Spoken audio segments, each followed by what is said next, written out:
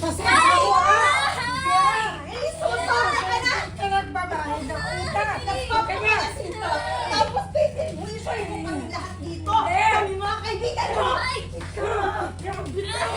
Pigilan mo!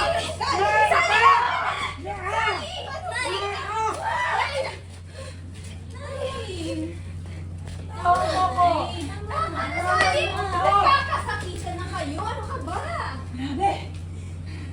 Napakasama ng ugali mo. Dahil dyan sa ugali mo at bisyo mo, lahat ng tao sa paligid mo nawawala, umakalis.